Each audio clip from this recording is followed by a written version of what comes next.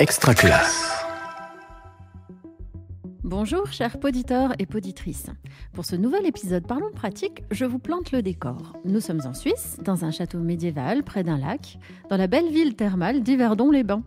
Et pour parler de quoi, à ton avis, Régis ? J'ai un doute, Hélène. Alors peut-être une émission sur l'histoire ou sur les bienfaits de la classe au grand air ?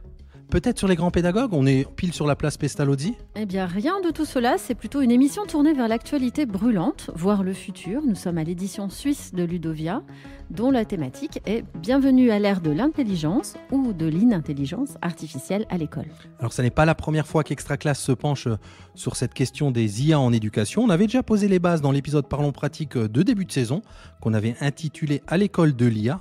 Entre parenthèses, allez l'écouter. Et puis, il y avait aussi un épisode de Énergie scolaire, ChatGPT, un outil pour mes cours. Donc là, finalement, c'est la fin de la trilogie. Mais à la vitesse où évoluent les choses, on s'est dit que c'était le bon moment pour vous proposer cet opus. Profitons donc de toutes ces intelligences humaines autour de nous, chercheurs, formateurs, pour nous éclairer au micro d'Extra Classe. Au programme de cet épisode, on va se demander si l'IA permet de mieux apprendre, ce qu'il faut en comprendre pour bien l'utiliser, mais aussi, peut-être surtout, les points de vigilance à garder à l'esprit. Bienvenue dans l'ère de l'intelligence artificielle, c'est parti.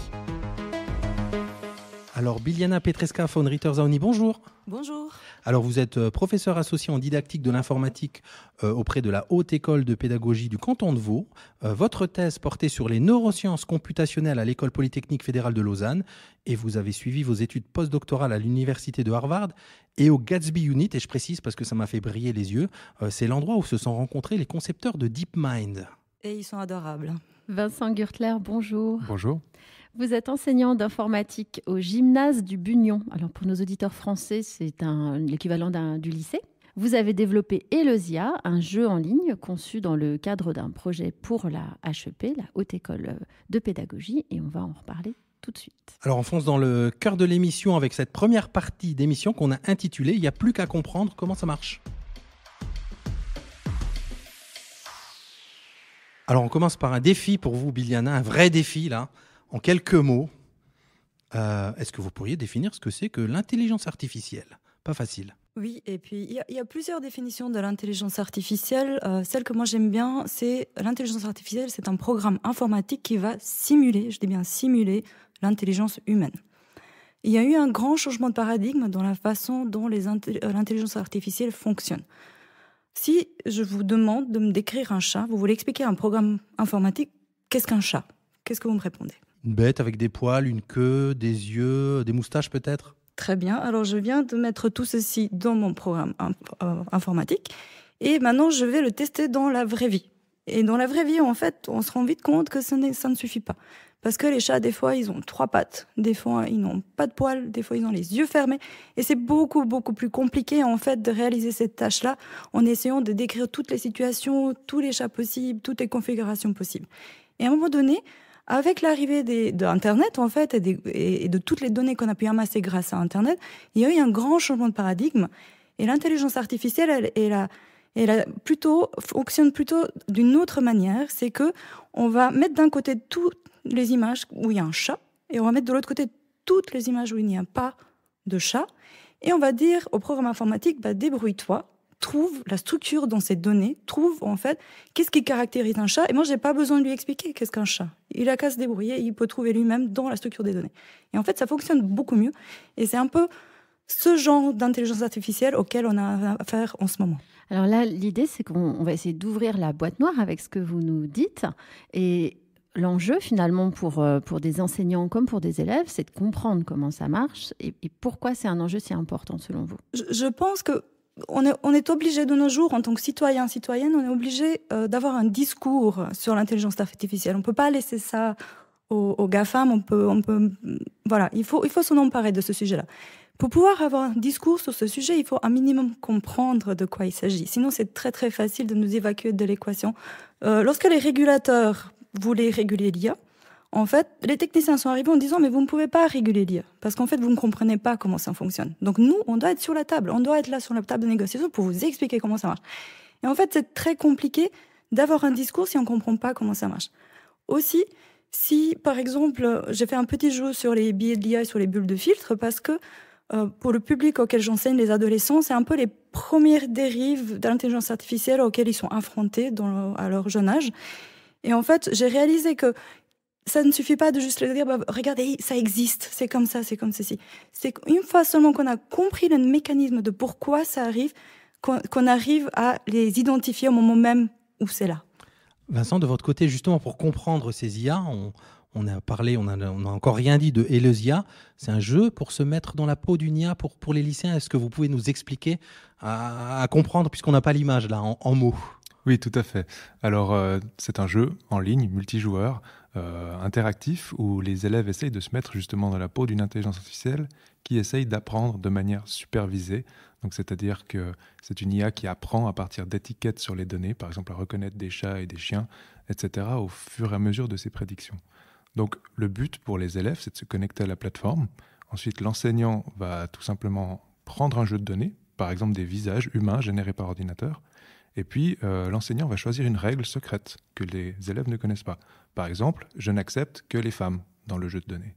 Ensuite, les élèves sur leur plateforme verront les images apparaître les unes après les autres, de temps en temps des hommes, de temps en temps des femmes. Et pour chaque image, ils vont devoir essayer de prédire, comme une IA, si l'image sera acceptée ou pas, sans connaître la règle a priori. Et au fur et à mesure des erreurs des élèves, eh bien, ils vont affiner un petit peu leur idée de quelle est la règle secrète et ainsi, au bout d'un moment, être sûr d'eux et puis pouvoir faire tout le temps les bonnes prédictions. Et c'est exactement de cette manière-là que fonctionne en fait une IA. Donc le but, c'est d'essayer vraiment de les mettre dans la peau pour qu'ils voient comment ça marche derrière. Sauf qu'à un moment, dans le jeu, il y a une IA pour de vrai, ils s'y confrontent, c'est ça? Tout à fait, en fait. Il y a vraiment une vraie intelligence artificielle derrière, un réseau de neurones qui joue aussi au jeu en même temps que les élèves. Et puis, donc cette IA est entraînée de la même manière, elle voit les mêmes choses que les élèves au même moment. Et puis, au fur et à mesure de ses prédictions, elle s'améliore aussi. Et c'est là que c'est intéressant de comparer déjà les scores des élèves avec celui de l'IA. L'IA fera des erreurs que l'élève ne fera pas, parfois vice-versa, mais c'est un peu plus rare. Et puis surtout, on peut regarder quelles sont concrètement les erreurs de l'IA. L'IA va se tromper parfois à cause de biais, par exemple l'ethnie, des couleurs de peau dans les jeux de données des visages humains, alors que l'élève ne ferait pas cette erreur-là. Donc c'est intéressant de pointer ça chez l'élève. Donc on pourrait croire que l'idée, ça serait peut-être de battre l'IA, mais c'est pas complètement ça l'objectif de votre jeu. C'est vraiment d'amener à comprendre ces failles aussi, enfin ces règles secrètes qui finalement ne sont jamais vraiment édictées. Tout à fait. Alors pour l'élève très compétitif, il aura envie de battre l'IA d'un côté, mais le message amené par le jeu, c'est vraiment de comprendre vraiment les failles de l'IA. Dans quel cas est-ce que l'IA en fait n'arrive pas à fournir un résultat qui est bon, et puis aussi essayer de comprendre que le raisonnement des IA est opaque. On ne sait pas pourquoi une IA fait telle ou telle prédiction, et via le jeu, les élèves ils se rendront compte que l'IA, là, elle a prédit quelque chose de bizarre. Pourquoi? En fait, on ne sait pas. Et c'est très compliqué de savoir. Biliana, sur ce côté boîte noire, l'IA pour la plupart des personnes, effectivement, c'est une boîte noire. Le meilleur moyen d'en comprendre les biais, de comprendre comment ça fonctionne, c'est de désosser cette boîte. Comment on fait ça exactement? Oui, alors moi je préfère l'image de, non pas désosser, mais la boîte noire, plutôt la rendre vitrée. Donc on essaye c'est pas ouvrir, c'est vraiment on va poser une vitre et puis nous avons développé, Nicolas Wolf a développé dans le cadre de l'HEP un très joli simulateur de réseaux de neurones où on peut voir les réseaux de neurones apprendre, on les aide à apprendre, on les entraîne et on peut voir exactement ce qui se passe au moment même où les images arrivent, on peut les tester. Et c'est assez beau parce que du coup, ça permet de démystifier en fait le fonctionnement. C'est pas si compliqué que ça. Les principes ne sont pas compliqués. Les détails mathématiques et techniques sont atroces. Les principes sont simples et ils sont vraiment à la portée de tous. Donc j'encourage vraiment tout le monde à s'intéresser au sujet. Et vous-même, vous avez créé aussi un jeu sur les biais. Vous pouvez nous en dire quelques mots parce qu'on l'a testé avec Régis. Moi, je l'ai trouvé hyper éclairant et très ludique. Ouais, coup de cœur. Ouais. Merci, c'est super gentil. Alors, ce jeu est venu parce que je voulais vraiment aborder ce sujet des biais, des bulles de filtre avec mes élèves, mais je ne me voyais pas aller dans des sujets très sensibles sur l'ethnie, le genre. Et en fait, j'ai cherché une parade et la parade, elle est venue vraiment sous la forme d'un petit nuage, en fait, qui était la métaphore de toutes ces difficultés qu'on vit en ce moment un petit peu quand même. Et ce que je cherche à faire, c'est vraiment de rendre ça un peu ludique, un peu interactif, de pas que ce soit comme ça sec. J'essaie de simplifier au maximum sans que ce soit faux, vraiment le plus abordable possible. Et finalement, j'ai cherché à rendre les choses les plus concrètes possibles. C'est parce que c'est en les observant, en voyant les choses qu'on comprend le mieux, il me semble, plutôt qu'en les entendant, en essayant de les imaginer. Là, c'est très concret, c'est très simple. Et j'ai l'impression que ça permet justement d'aborder ces sujets-là de manière efficace, parce qu'on a très très peu de place pour l'intelligence artificielle dans nos plans d'études. Donc on cherche à optimiser. Un super outil en plus aussi pour la formation, je pense, des enseignants, pas seulement pour les élèves. Oui, alors ces jeux, on les rend disponibles, on les teste avec nos collègues. Nos collègues sont ravis de jouer à ces jeux avec... quand ils doivent former, justement quand on a des journées de formation, en fait, ils les utilisent pour former les enseignants du secondaire 1. Donc oui, ça commence à bien avoir leur propre vie, ces jeux, à différents niveaux. On sait que vous avez un atelier, on ne se le cache pas, là, dans pas très longtemps. On vous garde encore quelques minutes au micro, juste pour évoquer peut-être les inquiétudes autour de ces intelligences artificielles, les points de vigilance, comme on disait en entrée d'émission. On commence peut-être par vous, toujours Biliana. Oui. Moi, il y a plusieurs questions qui me travaillent, et puis je vais peut-être en pointer 2 ou 3. La première, c'est un peu le glissement des objectifs pédagogiques. L'IA, elle est très très forte à programmer. En fait, on peut la faire programmer, elle arrive à faire des choses assez belles assez vite. Et beaucoup de mes collègues sont très très enthousiastes à l'idée d'utiliser l'IA comme partenaire de programmation pour les élèves.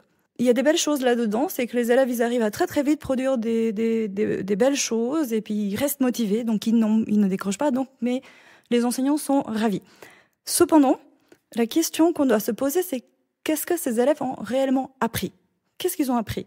Est-ce qu'ils ont appris à discuter avec une IA? Est-ce qu'ils ont appris à programmer?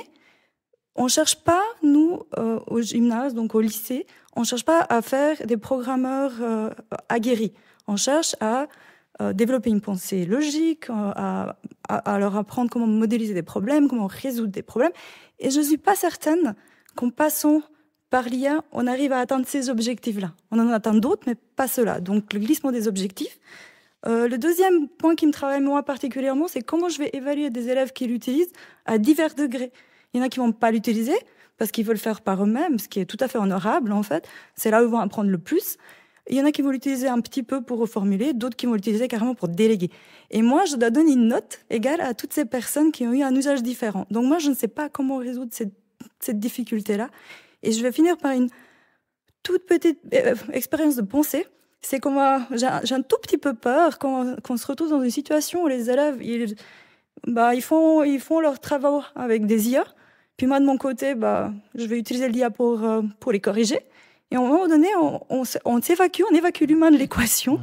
Et on se dit, est-ce que l'école n'est pas un tout petit peu vidée de son sens quand on la délègue de tous les côtés à des IA? Ouais, merci Biliana. C'est des points qu'on va pouvoir continuer avec nos invités suivants, mais merci pour ces points de vigilance. Et on rappelle aussi que aussi bien Eleusia que votre jeu sur les biais sont disponibles en ligne. On les trouve comment? Oui, alors il y a un site web un tout nouveau site web qui répertorie tous nos outils qu'on essaie de développer pour aborder l'IA en classe. Et je pense que vous pourrez mettre le lien juste en dessous. Alors, on le mettra dans les notes de l'émission. Je vous remercie. Merci beaucoup. Merci à vous deux. Merci. Merci. Et bonne fin de Ludovia. Nous accueillons 2 nouveaux invités pour le temps 2 de cet épisode. IA pour apprendre ou tutorer. Alors, dans cette partie, on va se poser des questions sur ce qu'on peut faire avec les IA. Est-ce qu'on apprend, on tutore, on entraîne, on teste, on progresse? On a 2 nouvelles voix autour de cette table avec nous. Lionel Kaufmann, bonjour. Bonjour. Vous êtes professeur associé à la Haute École de Pédagogie du canton de Vaud, l'HEP, donc vous également, et vous enseignez la didactique de l'histoire et de l'éducation à la citoyenneté. Et puis, on peut dire que vous êtes également notre hôte aujourd'hui, puisque vous organisez cette édition suisse de Ludovia. Oui, bienvenue d'ailleurs. Merci. Christophe Battier, bonjour. Bonjour tout le monde. Alors, vous travaillez actuellement à l'Université de Lyon 1, notamment sur le recensement des outils et des usages des intelligences artificielles. Et vous avez également collaboré, entre autres, avec une EdTech née en 2017 qui se nomme Évidence B, qui a créé des outils comme Adaptive Math ou Mia Seconde, l'a bien nommé. Qu'est-ce que vous êtes bien renseigné ici, Alors justement, on va commencer sur les promesses, voire les fantasmes peut-être de l'IA qu'on entend. On se dit que les élèves vont mieux apprendre avec les intelligences artificielles. Et puis finalement, des fois, quand on regarde de plus près, on se dit c'est peut-être plutôt du tutorat ce qu'on observe. Qu'est-ce que vous pouvez nous en dire, Christophe Battier ? Il y a un peu de tout pour l'apprentissage de la génération de contenu. Bon, ça, on a déjà parlé précédemment. Sur le tutorat, en fait, c'est une vieille lubie qui remonte depuis longtemps. On veut utiliser des machines pour apprendre pour les élèves. Si on a regardé les sous-doués passent le bac, je sais pas si tu te rappelles de ça, Régis, où ils rentraient dans une machine, ça avait des sucettes. Voilà, c'est ça. Ouais. Toi, on est dans les machines à apprendre et on est un peu dans cette dynamique-là, dans ce processus-là. Mais c'est assez vieux. Enfin, c'est assez vieux. C'est dans les années 50, 60, Skinner, on va dire Skinner, qui a développé ça, la machine à apprendre. Et vous tapez sur votre logiciel de votre site web de vidéo favorite. Pareil qu'il faut pas dire le mot, voilà. Et vous cherchez Skinner, machine à apprendre, là-dedans. Et vous avez un petit report, 10 minutes où il explique pourquoi il a monté cette machine, comment ça fonctionne. C'était un truc en bois, comme un petit portable. Chaque élève avait sa petite machine et il apprenait comme ça. Alors pour la petite histoire, Skinner, c'est celui qui a bossé autour du behaviorisme dans les sciences de l'éducation. Ça va vous rappeler quelques trucs. Mmh. Et donc on est dans cette chose-là où on fait travailler les élèves sur des notions qu'on a vues en classe, le prof, l'enseignant a expliqué quelque chose, et ensuite on va le mettre en pratique, on va le mettre en œuvre. Si je caricature 1 puissant, on voit l'addition, 1 puissant, ça fait 2, 2 plus 2, ça fait 4. Et donc, on avait des outils qui existent depuis longtemps, et ça s'appelle des ITS, dans le terme générique, quand on cherche dans la biblio, dans la biblio de recherche en sciences de l'éducation, Intelligent Tutorat System. Et il y a eu pas mal d'études qui ont été faites là-dessus, comment on construit les ITS, comment on construit les parcours. C'était à l'époque fait sur des arbres décisionnels. Je reprends mon 1 puissant, si tu arrives à faire 1 puissant, tu vas faire 2 plus 2, tu fais 2 plus 2, etc. Et tu progresses comme ça avec des choses qui sont écrites à l'avance, qui sont pensées à l'avance. Donc on était dans des choses comme ça. En 2014, il y a eu une méta-analyse de tous ces bazars-là qui ont été créés pendant 60 ans, une méta-analyse sur 60 ans de publication autour de ces outils-là qui montrent que finalement ces ITS sont plutôt plus performants que des tuteurs qui font ça au doigt mouillé ou à la main ou qui suivent les classes. Donc on était dans cette dynamique-là.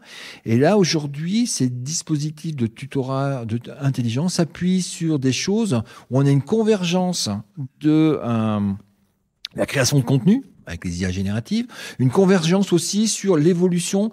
Moi, je parle d'un écosystème de sciences et d'éducation qui a beaucoup bougé, avec les technos, mais aussi les sciences cognitives, les neurosciences, choses comme ça. Et on voit apparaître des nouvelles notions, des nouveaux concepts qu'on n'avait pas avant sur comment on apprend, comment on fait attention, comment les élèves écoutent les enseignants, pendant combien de temps ils peuvent écouter, pendant combien de temps ils peuvent comprendre. Et tout ça mélangé fait qu'on arrive à des systèmes qui sont beaucoup plus évolués et performants qu'auparavant.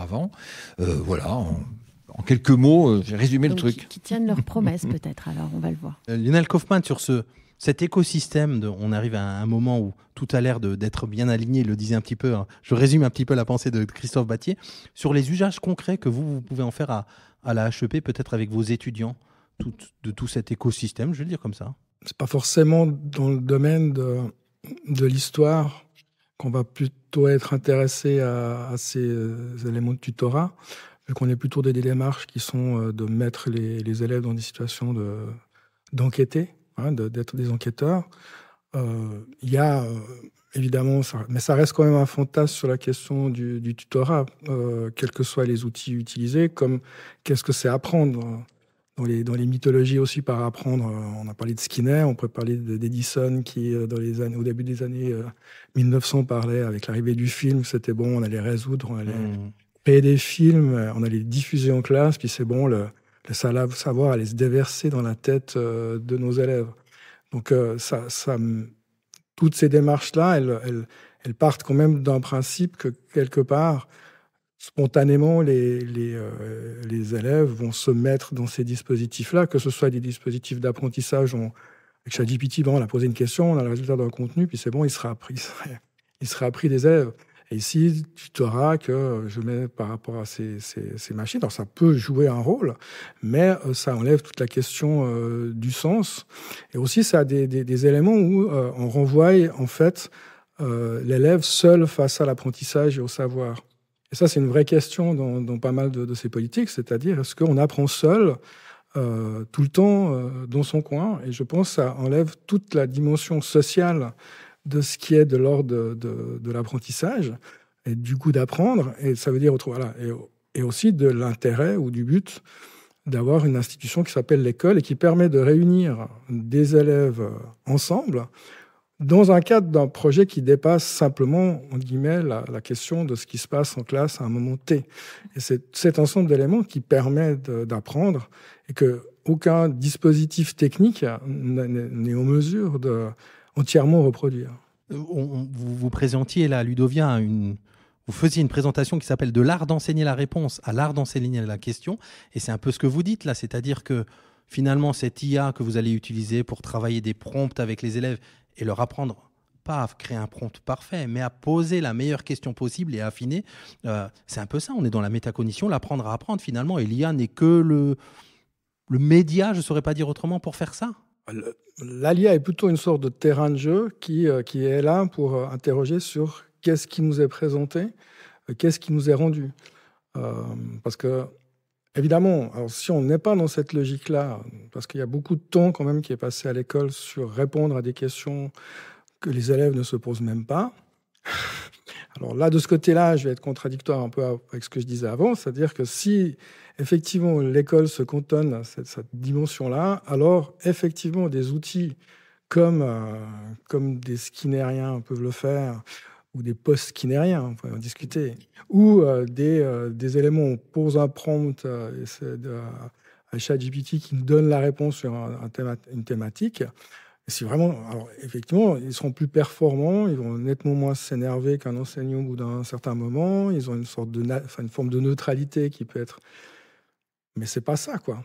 Quelque part, on doit dépasser ça.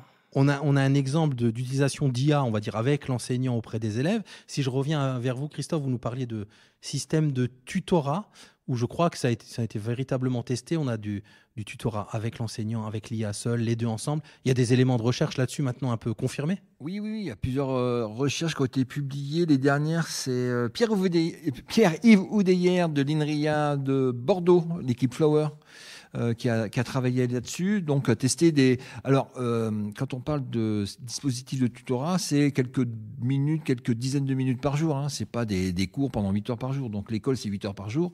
Le tutorat, c'est maximum une demi-heure, 1 heure par jour, hein, ou par semaine. Voilà. Donc on est sur des dimensions, voilà. Mais ça vient compléter la formation, ça va mettre en application ce qu'on a vu pendant la formation. Et l'intérêt, c'est que ça personnalise les exercices, les activités en fonction du profil de l'élève qui est mis en face de ces dispositifs-là.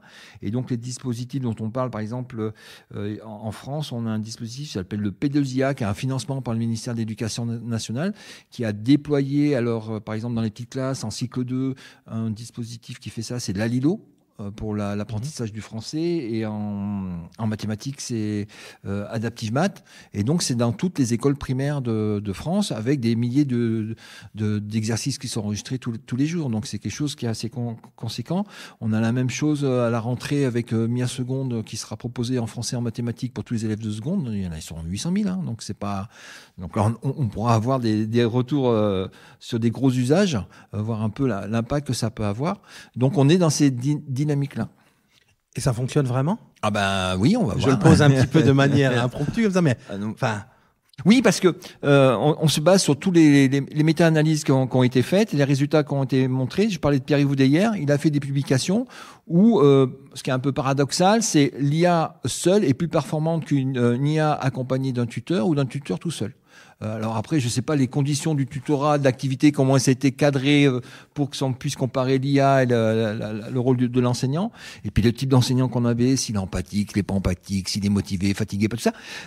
L'IA est toujours pareil. Donc il y a un facteur humain qui sera pas là.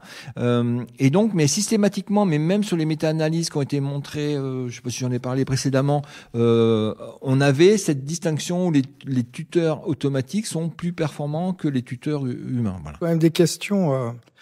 Je veux dire, il n'y a aucun doute dans certains cas, des dispositifs de tutorat faits par des machines, des dispositifs ont des avantages par rapport sur des questions de drill, notamment, par rapport à d'autres éléments. Qu'est-ce que c'est Drill ça Drill, c'est qu'on exerce X fois la multiplication, La on va faire répétition. la répétition. Ok. Qui sait, on me disait avant, la pédagogie, c'est l'art de la Ouais, répétition. c'est ça. Mais dans le fond, si je prends l'exemple de... on peut faire des exercices de grammaire, d'orthographe, mais tout ceci, il n'y a pas de sens intrinsèque à cette activité-là. C'est-à-dire que ces outils d'éléments de drill, d'exercice, ils n'ont de sens que si ça nous permet de rédiger des textes ou de comprendre des textes. Et là, on a une limite par rapport... Bien sûr que sur cette partie-là de l'enseignement, probablement... C'est sûr que tu ne vas pas développer l'esprit critique avec Exactement. ça. Donc on y arrive. C'est tellement qu'il est jamais fatigué, il est toujours d'humeur égale.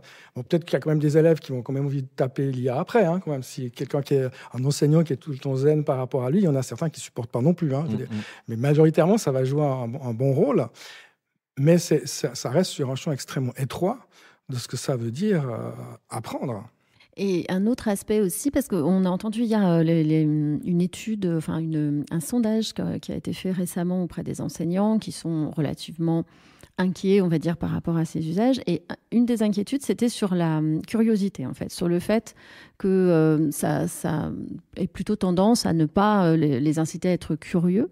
Est-ce que vous, dans votre usage des IA, justement, vous réfléchissez à cette manière d'être plus curieux, de l'utiliser pour développer cette compétence-là? Moi, je pense qu'il y a du potentiel, effectivement, dans le mode conversationnel des IA pour permettre, quelque part, aux élèves de poser les questions qu'ils ont envie de poser et non pas de répondre aux questions qu'ils ne se posent pas. Donc, par rapport à ça, il y a un potentiel, effectivement. Mais après, il faut les accompagner, c'est-à-dire que la question, c'est de se contenter ou de se limiter à la réponse que va nous donner l'IA, qui est généralement plus... indépendamment des phénomènes hallucinatoires, tout ce qu'on veut dire, elle reste synthétique. Il y a des fois beaucoup d'implicites qui restent derrière les formulations qui sont faites et qu'il faut, disons, entrer dans un mode de dialogue justement, et de réinterroger la production faite par l'IA pour demander d'approfondir, d'éclaircir sur un élément qui était donné, pour relancer, pour faire une sorte de relance de ce sujet-là. Donc, le caractère exploratoire de l'IA par rapport à la curiosité des élèves, moi j'y crois fondamentalement. Et là, évidemment, il y a un avantage aussi de le fait qu'il n'y a pas de jugement de l'IA par rapport à la question qui est, assez rarement on dit non, là je ne peux pas vous répondre. Mais autrement, il n'y a pas de jugement de l'IA par rapport à la question pour dire votre question elle est toute pourrie, ou bien dire merci Régis, bonjour Sarah. Enfin, je veux dire, par rapport à ça, il n'y a pas ces interfaces-là. Donc ça, je pense que c'est positif. Moi, je vais rebondir sur la curiosité. Je parlais de Pierre-Yves Vaudeyer qui a fait une conférence qui a été filmée, qui est sur les plateformes de vidéo machin. Vous pourrez retrouver en tapant Pierre-Yves Vaudeyer et curiosité, où les sciences cognitives ont montré que l'état de curiosité, on pouvait le qualifier. Et c'est quand les petits, surtout ils ont observé ça dans la petite enfance pour le développement, la phase à 3 ans, et c'est quoi ça, et pourquoi c'est... Et donc, cet état de curiosité, il a... une imbrication dans le cerveau, j'ai pas tout bien compris, mais ça génère quoi? C'est plus d'attention et plus de mémorisation.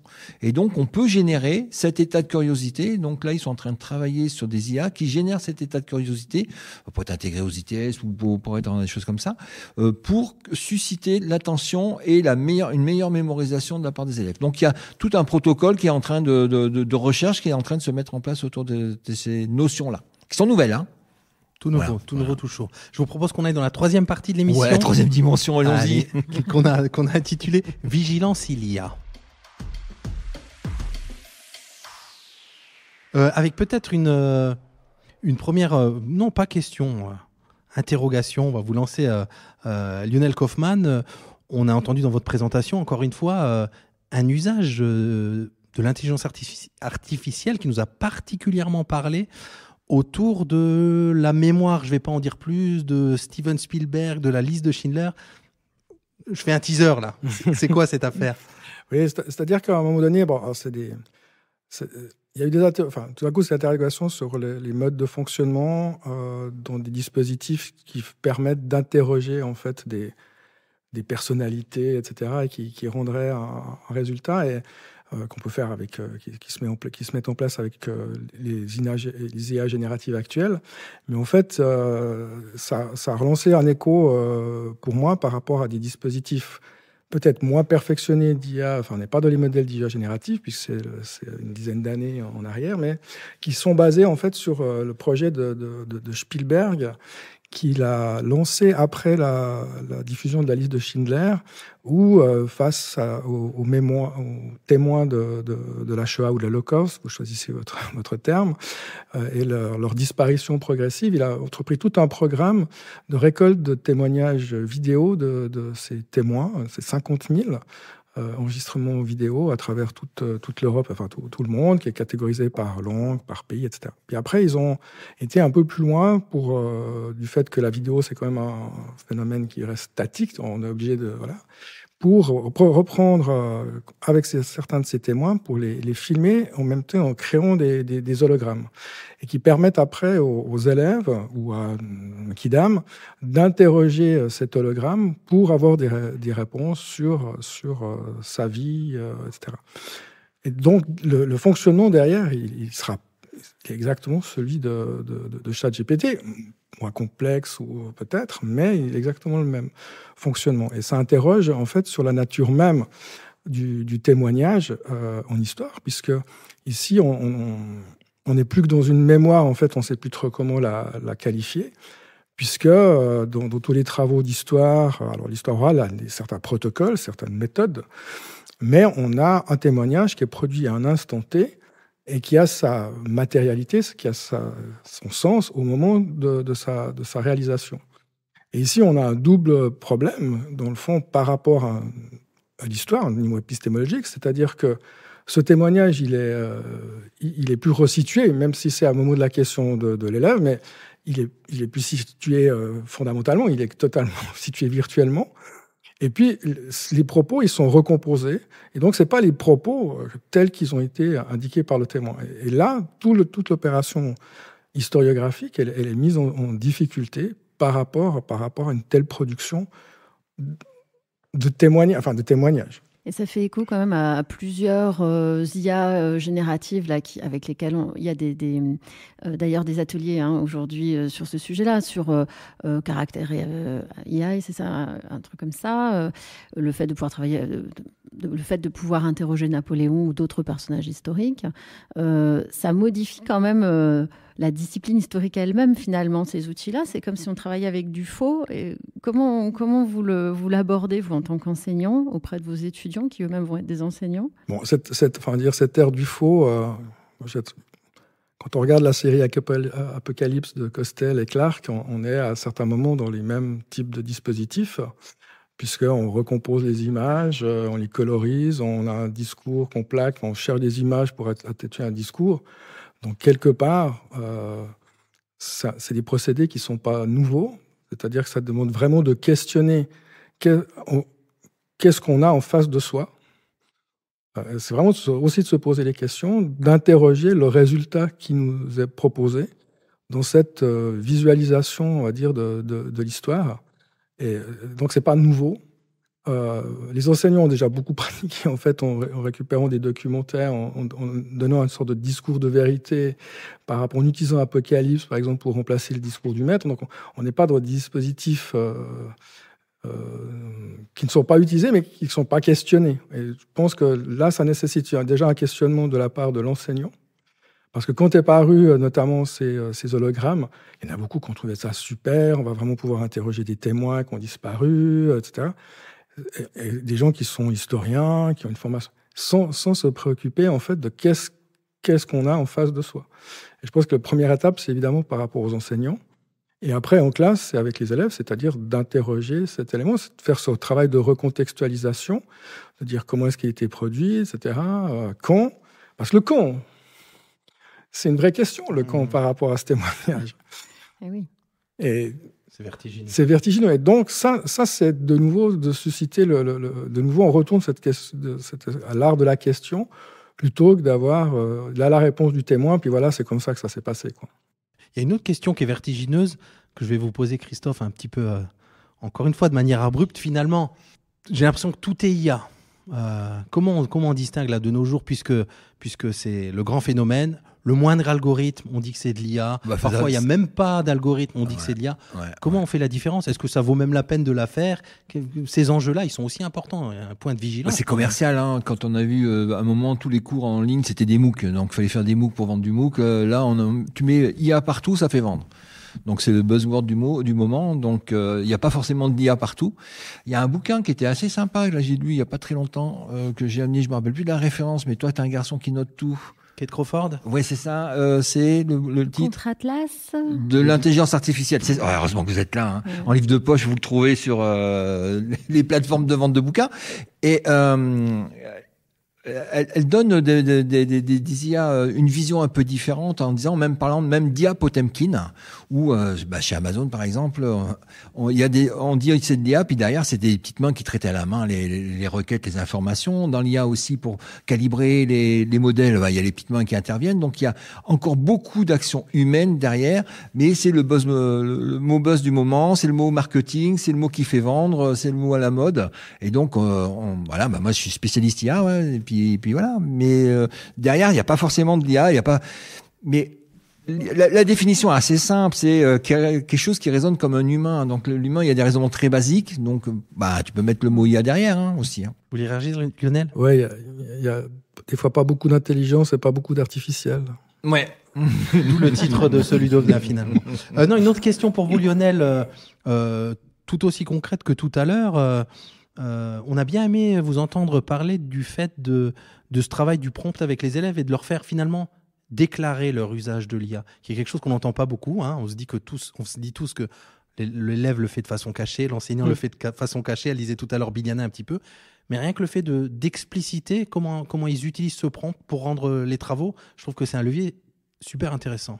Oui, nous en formation, on le fait par rapport aux travaux de mémoire de nos étudiants. C'est-à-dire que non seulement déclarer quand ils ont utilisé l'IA, c'est-à-dire que ce n'est pas interdit en tant que tel, pourquoi ils l'ont fait, et d'avoir le prompt qui va avec. Parce que je pense que, aussi dans une perspective de formation et d'apprentissage, parce qu'on va voir en fait qu'il y a beaucoup de divergences ou de différences qui vont s'opérer entre les élèves sur la manière de réaliser un prompt, et que si on laisse ceci, je dirais, dans la cuisine et qu'on ne regarde pas, on va encore une fois en fait augmenter les inégalités scolaires.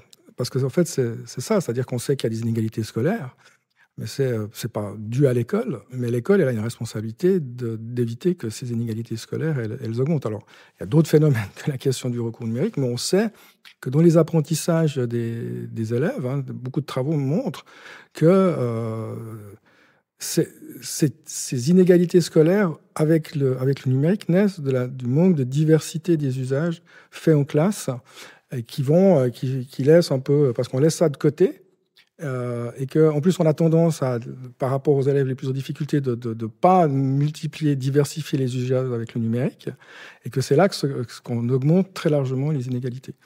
Donc en faisant ce type de démarche avec des prompts, d'une part, on peut les observer et les mettre en relation, puis dire comment ça a fonctionné, pourquoi ici il y a cette partie-là. Pour entrer en dialogue aussi avec les élèves, pour les accompagner dans l'utilisation de ces instruments. Peut-être un dernier point dans ce catalogue non extensif des points de vigilance, c'est la question de l'agentivité, c'est-à-dire le fait que on est tous assistés, on a nos téléphones, nos GPS, etc. Mais il y a peut-être un risque à un moment donné qu'effectivement on délègue tellement à la machine qu'on n'est plus tellement dans l'action. Alors, est-ce que vous pouvez nous en dire un peu plus sur cette notion? Est-ce qu'on en sait en fait? Alors, il y a une publication de Georges Siemens qui a fait une publication il y a 15 jours, 3 semaines là-dessus. C'est l'impact de l'IA sur les différentes compétences des élèves ou des étudiants. Alors, générative, là, alors pour le coup, c'est ça. Les IA génératives, ouais. Alors, Georges Siemens, je fais une petite parenthèse, sciences de l'éducation, c'est celui qui avait pondu la théorie autour du connectivisme, la théorie de l'apprentissage connectiviste avec son compère Stephen Downes. qui a généré les MOOC et les trucs comme ça. Donc c'est un petit garçon un peu sérieux quand même en sciences de l'éduc. Et donc il a pondu un premier papier sur l'impact sur les compétences des élèves. Et effectivement, il note une diminution de l'agentivité. Donc c'est la compétence à avoir action sur son état, sur son environnement de la part des élèves. Parce que tu parlais, on prend des smartphones pour faire son GPS. C'est ce que Michel Serres appelle la dévolution cognitive dans Petite Poussette. C'est-à-dire qu'une partie de notre science cognitive, on les met, le savoir, on l'a mis dans ces machines-là, dans des smartphones. On se dit, c'est plus la peine de tout apprendre parce que tout est en ligne. Donc c'est pas la peine que je sache tout dans ma tête. Mais par contre, après, si t'as pas les clés de compréhension, d'interprétation, de critique, t'es un peu un couillon dans la farce face à tous ces dispositifs-là. Et il avait une très belle conclusion, Michel Serres, pendant les conférences des 20 ans d'INRIA, pareil sur les plateformes de streaming vidéo, vous trouvez ça. Et à la fin de sa conférence, il dit, on est condamné à être intelligent avec tous ces trucs-là. Si on n'est pas intelligent, on s'en sortira pas. C'est un joli mot de la fin, Hélène. Oui, tout à fait. Alors, il y a eu plein de références, plein d'inspirations déjà qui ont été citées, mais je vais quand même vous demander chacun d'en choisir une que vous aimeriez partager avec nous. Lionel, une référence vraiment de tout ordre, un livre, une chanson, une IA. Une série. Alors, je vais totalement sortir de l'IA. Je suis en train de lire l'ouvrage, le nom de l'auteur m'échappe, mais c'est Le Maître du Kremlin. C'est un ouvrage absolument remarquable qui a été publié, qui a été publié juste avant le début de la guerre avec Russie-Ukraine et qui est basé sur un personnage fictif qui est la recomposition d'un conseiller de Poutine et qui nous montre les coulisses du fonctionnement du pouvoir russe. Et c'est juste hallucinant. Le Mage du Kremlin, c'est ça? Je ne cache à personne que je viens de regarder sur Internet. Donc de Giuliano da Empoli. Voilà. Bon, merci. Moi, j'ai pas de référence. Je vais faire de la pub. Je vais en profiter. J'ai monté une communauté. Comme c'est trop compliqué à suivre tout ce qui se passe aujourd'hui autour de l'IA dans le monde de l'éducation au sens large, sur les outils, les usages, j'ai monté une communauté. Enfin, on a monté une communauté qui s'appelle IA for Sup. L'IA pour les universités, mais pour l'enseignement supérieur. Mais il y a plein d'autres gens qui viennent du monde de l'éducation. Vous trouverez ça sur les réseaux sociaux, IA for Sup. Et on partage sur les outils avec Bertrand, une IA par jour, et surtout sur les usages. Qu'est-ce qu'on peut faire avec tous ces trucs-là, avec pas mal de choses. Et on se fait un meeting tous les mois où on fait une petite popote. On dit, qu'est-ce que tu as fait avec les IA? Moi, j'ai fait ceci, j'ai fait cela. Et c'est sympa parce que tu as du prof de lycée au prof d'université, tu as des développeurs, tu as un peu tous les mondes et on arrive à se parler. Merci à tous les deux, merci Lionel, merci Christophe d'avoir passé ce temps autour du micro d'Extra Classe. Un dernier mot de conclusion, Hélène, je crois qu'il y aura sans doute d'autres émissions tu veux dire que ce n'est pas la fin de notre trilogie? Je crois que ce sera plus qu'une trilogie. Merci en tout cas aux organisateurs de Ludovia Suisse de nous avoir accueillis dans ce magnifique château d'Yverdon-les-Bains. C'était l'ère de l'inintelligence artificielle, une émission préparée et animée par Hélène Audard et Régis Forgione. Montage et mixage Simon Gattegno. Coordination de production Luc Taramini, Hervé Thury et Magali Devance. Directrice de publication Marie-Caroline Missire. Suivez-nous sur extraclasse.réseau-canopé.fr ou sur votre plateforme de podcast préférée pour écouter tous les épisodes dès leur sortie. Une production Réseau Canopé 2024. Il n'y a pas de quatrième dimension chez vous. Non, on s'arrête à la vigilance. Extra Classe.